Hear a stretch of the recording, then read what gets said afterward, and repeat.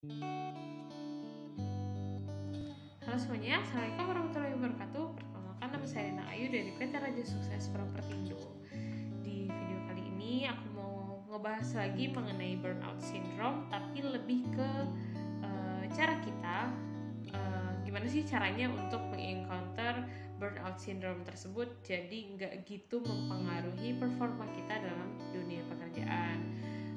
Pertama-tama aku mau recall dulu apa sih burnout syndrome itu.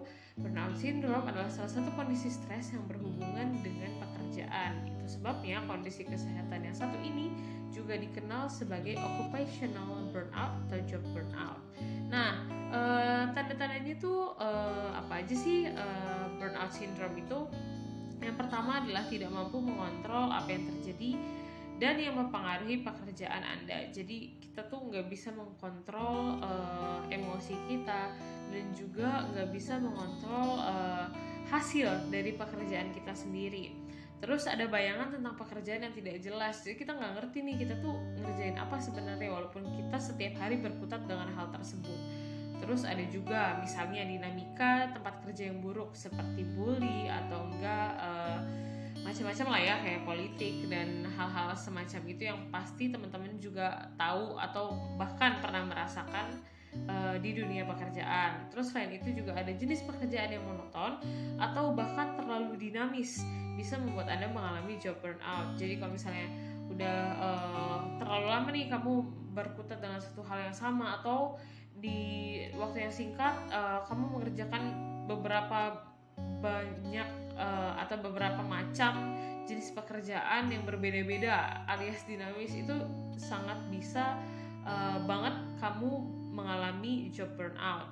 Lalu tidak ada dukungan sosial karena pekerjaan Anda mungkin terlalu mengisolasi diri Anda dari orang lain atau kehidupan pribadi. Misalnya pekerjaan kamu itu membuat kamu terisolasi dan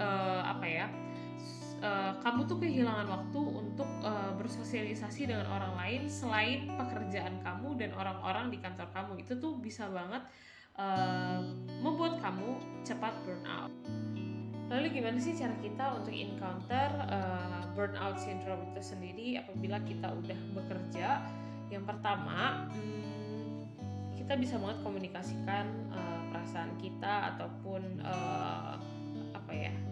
unek-unek kita lah ya istilahnya ke atasan kita, orang yang memberikan kita tugas. Misalnya tugas kita terlalu monoton dalam waktu yang lama sampai kita tuh ngerasa jenuh dengan pekerjaan kita sendiri ya. Kita bisa bilang kepada atasan kita, Pak atau Bu, saya ngerasa kerjaan saya ini monoton sehingga membuat saya jenuh. Bisa nggak saya mengajukan cuti misalnya untuk istirahat sejenak?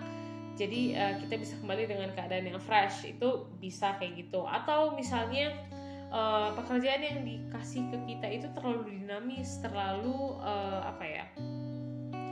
terlalu berganti-ganti sehingga kamu pun nggak ngerti apa yang kamu kerjakan.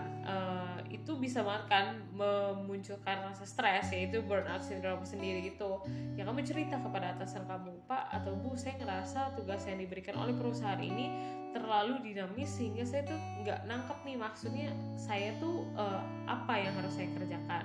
Kamu bisa komunikasikan hal-hal itu kepada atasan kamu, apalagi kalau misalnya atasan kamu itu orang yang bisa menerima masukan atau yang terbuka. Itu suatu privilege banget tuh. Jadi kita bisa komunikasikan unek-unek kita istilahnya ke atasan kita yang pertama.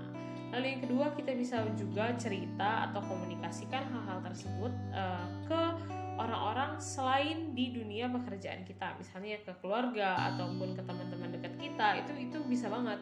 Jadi nggak mesti melulu harus di lingkungan kerja kita, bisa di keluarga, bisa di teman-teman kita waktu sekolah, misalnya kita curhat waktu ketemu, itu bisa banget meredakan stres kita. Terus kita juga harus bisa membatasi diri dari orang-orang negatif, karena orang-orang negatif itu pasti sedikit banyak ngasih pengaruh negatif, walaupun kita nggak terlibat di dalam ceritanya misalnya, tapi bergaul dengan orang-orang yang negatif cukup bisa memberikan pengaruh negatif untuk kita.